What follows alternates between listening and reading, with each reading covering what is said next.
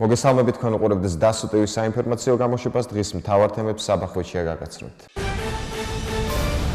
საქართველოს პრემიერ-მინისტრი მამუკა ბახტაძე 13 და 14 მაისს ბრიუსელს ეწევა მთავრობის მეთაური აღმოსავლეთ პარტნიორობის ინიციატივის 10 წლის იუბილესთან დაკავშირებულ ღონისძიებებში მიიღებს მონაწილეობას, როგორც პრემიერმა მთავრობის სხდომის დაწყებამდე გამართულ ბრიფინგზე განაცხადა, დღეს საქართველოსა და ევროპას შორის ურთიერთობები ყველაზე მაღალ დონეზეა. ბრიუსელში ვიზიტის შემდეგ 15 და 16 მაისს პრემიერი ყაზახეთს ეწევა. ვიზიტის ფარგლებში გაიმართება შეხვედრები ყაზახეთის პრეზიდენტთან, პრემიერ-მინისტრსა და სენატის თავმჯდომარესთან. გარდა ამისა, მთავრობის მეთაური მონაწილეობას მიიღებს ეკონომიკური ფორუმის გახსნაში, რომელსაც ყაზახეთის დედაქალაქი უმასპინძლებს. საქართველოსა და ევროპას შორის ურთიერთობები არის ყველაზე მაღალ დონეზე. წელს აღინიშნება აღმოსავლეთ პარტნიორობის დაარსებიდან 10 წელი. ამ თარიღთან დაკავშირებით 13-14 მაისში გვექნება ოფიციალური ვიზიტი ბრიუსელში, სადაც მონაწილეობას მივიღებთ ევროკომისიისა და ევროკავშირის თავმჯდომარე ქვეყნის რუმინეთის ორგანიზებით გამართულ აღმოსავლეთ პარტნიორობის მინისტერიალში. მოგეხსენებათ, რომ ჩვენ რამდენიმე თვის წინ წარუდგინეთ ჩვენს ევროპელ მეგობრებს ჩვენს მიერ მომზადებული დოკუმენტი Roadmap to European Union, რომლის მთავარი ამოცანა გახლავთ, რომ ჩვენ მეტ ინტეგრაციას მივაღწიოთ ევროკავშირთან. საქართველოსა და ევროპას შორის ურთიერთობები დღეს არის ყველაზე მაღალ ნიშნულზე და ბუნებრივია ამას სჭირდება განსაკუთრებულად გაფრთხილება, შენარჩუნება და გაღრმავება. ამასთან ერთად 15-16 მაისს გვექნება ოფიციალური ვიზიტი ყაზახეთში, სადაც შევხვდებით პრეზიდენტს, პრემიერ-მინისტრს, სენატის თავმჯდომარეს. ყაზახეთი არის ჩვენი მნიშვნელოვანი პარტნიორი, მეგობარი ქვეყანა. ჩვენ გვექნება ახალი ინიციატივები, ჩვენ განვიხილავთ ძალიან ბევრ საკითხს, რომელიც შეეხება პოლიტიკურ ურთიერთობებს, სავაჭრო-ეკონომიკურ ურთიერთობებს, ურთიერთობებს სატრანსპორტო და ლოგისტიკურ სექტორში, ჰუმანიტარულ სფეროს, ასევე მონაწილეობას მივიღებთ ასტანის ეკონომიკური ფორუმის გახსნაში.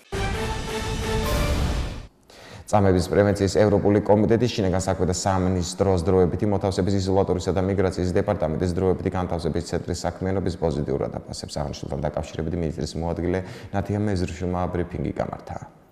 ანგარიში ეხება და შეფასებულია ამ ანგარიშით შინაგან საქმეთა სამინისტროს საქმიანობა. ანგარიში პირდაპირ არის აღნიშნული, რომ კომიტეტი პოზიტიურად აფასებს შინაგან საქმეთა სამინისტროს მიერ გადადგმულ ნაბიჯებს არასათანადო მოპყრობის წინააღმდეგ ბრძოლის მიმართულებით. ასევე ანგარიში ცალსახად არის მითითებული, რომ საანგარიშო პერიოდში პოლიციელების მხრიდან არასათანადო მოპყრობის ფაქტები შინაგან საქმეთა სამინისტროში არ დაფიქსირებულა. ეს გახლავთ შედეგი იმ ძალისხმევისა, რომელიც შინაგან საქმეთა სამინისტრომ გასული წლის განმავლობაში გასწია და ასევე შედეგი იმ კონკრეტული ნაბიჯებისა, რომელიც ჩვენ კონკრეტული მიმართულებებით გადავდგით. კომიტეტმა პოზიტიურად შეაფასა სამხრე კამერებით პატრულ ინსპექტორების აღჭურვა, ასევე პოზიტიურად შეაფასა ადამიანის უფლებათა დაცვის დეპარტამენტის შექმნა და პოლიციის აკადემიაში ჩვენი თანამშრომლების, პოლიციელების მუდმივი გადამზადება. ასევე საკმაოდ პოზიტიურად არის შეფასებული დროებითი მოთავსების იზოლატორებში და მიგრაციის დეპარტამენტის დროებითი განთავსების ცენტრში მოთავსებული პირების უფლებების დაცვის მდგომარეობა, როგორც ადვოკატზე წვდომის ნაწილში, ისე თარჯიმანზე წვდომის და სხვა სერვისებზე წვდომის ნაწილში. დადებითად არის შეფასებული ასევე ამ სტრუქტურულ დანაყოფებში არსებული ინფრასტრუქტურა, ჰიგიენური პირობები და თანამშრომელთა კვალიფიკაცია და რაც ყველაზე მეტად აღსანიშნავია, წვდომა სამედიცინო მომსახურებაზე, რაც გახლავთ არასათანადო მოპყრობის წინააღმდეგ ბრძოლის მიმართულების ერთ-ერთი მთავარი და განმსაზღვრელი ინდიკატორი. რა თქმა უნდა, კომიტეტმა შინაგან საქმეთა სამინისტროს მისცა გარკვეული რეკომენდაციები, რომელთა ნაწილი, მნიშვნელოვანი ნაწილი ჩვენ უკვე ვიზიტის დასრულების შემდეგ შესრულებული გვაქვს და ეს გახლავთ რეკომენდაციები, რომლებიც ძირითადად მიმართულია არსებული სიტუაციის კიდევ უფრო გაუმჯობესებისკენ და რეკომენდაციები, რომელიც პრინციპში სრულ თანხვედრაშია იმ რეფორმებთან, რომელსაც შინაგან საქმეთა სამინისტრო ახორციელებს და რაც მომავალში გვაქვს დაგეგმილი. ევროსაბჭოს წამებისა და არაადამიანური მოპყრობის საწინააღმდეგო კომიტეტის დასკვნასთან დაკავშირებით ბრიფინგი ასევე გამართა საქართველოს იუსტიციის მინისტრმა ათია წოლუკიანმა. 2018 წლის სექტემბერში საქართველოში რეგულარული ვიზიტით იმყოფებოდა ევროსაბჭოს წამების საწინააღმდეგო კომიტეტი, რომელიც, როგორც არის დადგენილი წესი, გაუფრთხილებლად ეწვია 8 პენიტენციურ დაწესებულებას, 10 დროებითი მოთავსების იზოლატორი მოინახულეს მათ და ასევე 3 სამოქალაქო სექტორის ფსიქიატრიული დაწესებულება. ეს დასკვნა 22 მარტს გადმოეცა ჩვენს უწყებებს და დღეს ის უკვე არის გამოქვეყნებული. ეს დასკვნა მოწმობს ერთს და მთავარს, რომ საქართველოში, როგორც დროებითი მოთავსების იზოლატორებში, ასევე პენიტენციურ დაწესებულებებში ერთხელ და სამუდამოდ არის აღმოფხვილი სახელმწიფოს ძალადობა ადამიანზე, რაც იყო წარსულის პრაქტიკა.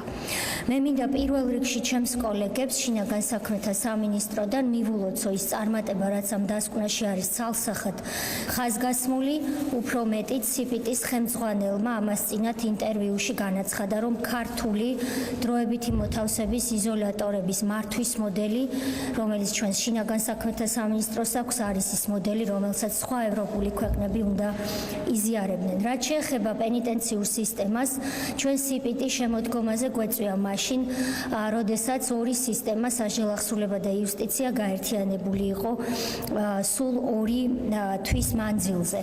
შესაბამისად, სექტემბრის მდგომარეობით სიპიტის დასკვნა გახლავთ ის, რომ პენიტენციურ სისტემაში, ისე როგორც სხვაგან, პრაქტიკულად არ არსებულია სახელმწიფოსა და თანამშრომლების მხრიდან პატიმარზე ძალადობის, ზეწოლის ან სხვაგვარი არასათანადო მოპყრობის ფაქტები.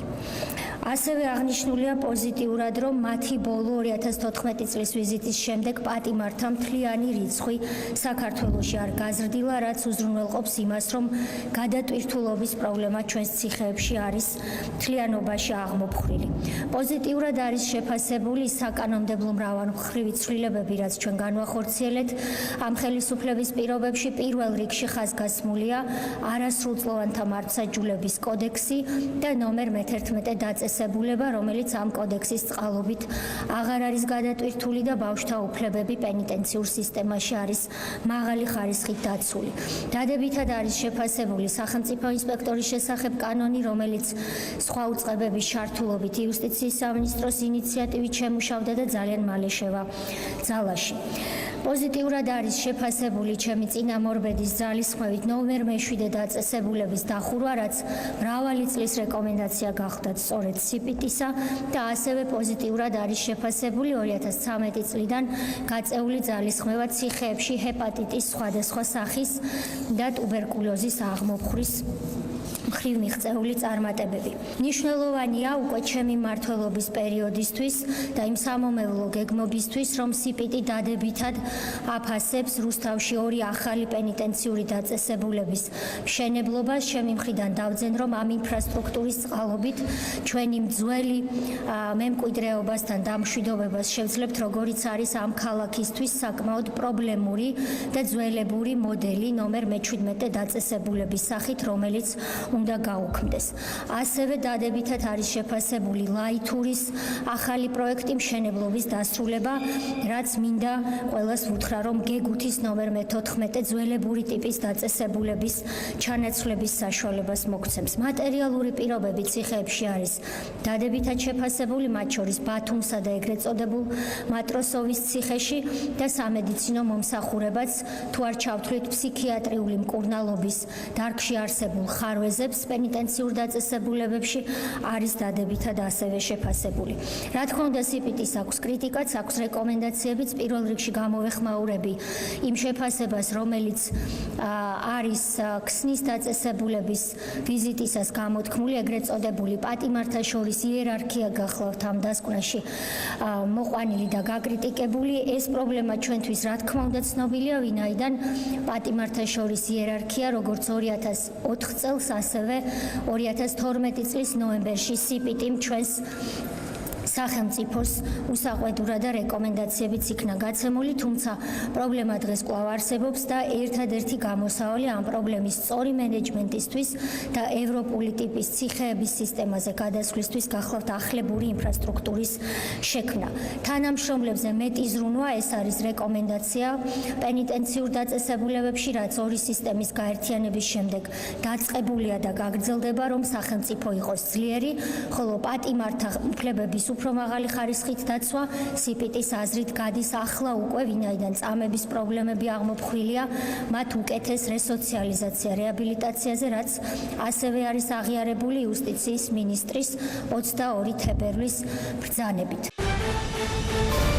გარემოს დაცვისა და სოფლის მეურნეობის სამინისტროს ინიციატივით ქალაქ ზუგდიდში დადიანების სასახლის ტერიტორიაზე სამეგრელო ზემო სვანეთის რეგიონის აგროსაინვესტიციო ბიზნეს ფორუმი გაიხსნა. ბიზნეს ფორუმს საქართველოს პრემიერ-მინისტრი მამუკა ბახტაძე მთავრობის წევრებთან ერთად დაესწრო. ფორუმს ასევე ესწრებოდნენ პარლამენტის დეპუტატები, ადგილობრივი ხელისუფლების წარმომადგენლები და სამეგრელო ზემო სვანეთის რეგიონის ბიზნეს სექტორის 250-მდე წარმომადგენელი.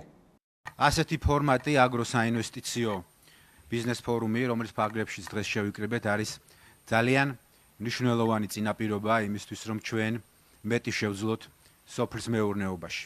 რამდენიმე წლის წინ სავაჭრო დეფიციტი სოფლის მეურნეობის პროდუქციაში ჩვენ მქონდა დაახლოებით 900 მილიონი. დღევანდელი დღის მდგომარეობით დეფიციტი შეადგენს 300 მილიონს. ჩვენ სამჯერ ერთობლივი ძალისხმევით შევძელით, რომ შეგვემცირებინა ეს დეფიციტი. და მე ღრმად მწამს, რომ ჩვენ შევძლებთ არა მხოლოდ იმპორტის ჩანაცვლებას, არამედ საქართველო გახდება ერთ-ერთი ყველაზე წარმატებული ექსპორტიორი ქვეყანა სოფლის მეურნეობის პროდუქციის. და მე დარწმუნებული ვარ, ეს დღე აუცილებლად დადგება. მაგრამ ამისთვის ჩვენ უნდა გადავდგათ კიდევ უფრო მეტი ქმედითი ნაბიჯები. იცით, რომ წელს ჩვენ 10-ჯერ გავზარდეთ შესაძლებლობები აზიურ ფაროსანასთან ბრძოლის. და მე დარწმუნებული ვარ, რომ სწორედ წელს იქნება გარდამტეხი წელი, სადაც თითოეული ჩვენთანგანი დარწმუნდება, რომ ჩვენ ამ პრობლემას ერთხელ და საბოლოოდ მოვაგვარებთ. მე გპირდებით, რომ ნაბიჯ-ნაბიჯ ჩვენ შევძლებთ და საერთოდ გავაუქმებთ გადასახადებს ყველა იმ მეწარმისთვის, რომელიც საქართველოში იქნება დაკავებული ეკოლოგიურად სუფთა პროდუქციის წარმოების. ჩვენ უნდა გავხდეთ სოფლიოში, უნდა გაგვიცნოს სოფლიომ, როგორც ეკოლოგიურად სუფთა პროდუქციის წარმოებელი ქვეყანა. ეს არის გზა, რომელიც დაგვაძლევინებს სიღარიბეს. ეს არის გზა, რომელიც მოგცემს საშუალებას, რომ სოფლის მეურნეობის სექტორი საქართველოში გადავიყვანოთ განვითარების სულ ახალ დონეზე. საქართველოს პრემიერ-მინისტრმა მამუკა ბახტაძემ საფრანგეთის შინაგან საქმეთა მინისტრს სუმას პიზლა შეხვედრისას ყურადღება გამახვილდა საქართველოსა და საფრანგეთს შორის, როგორც ორმხრივ ისე მრავალმხრივ ფორმატებში წარმატებულ თანამშრომლობაზე საუბარი შეეხო საქართველოს ევროინტეგრაციის პროცესს, ასევე ევროკავშირში საქართველოს მოქალაქეების უვიზო მიმოსვლასთან დაკავშირებულ საკითხებს. ყურადღება დაეთმო სამართალდაცვითი და უსაფრთხოების მიმართულებით არსებულ თანამშრომლობას.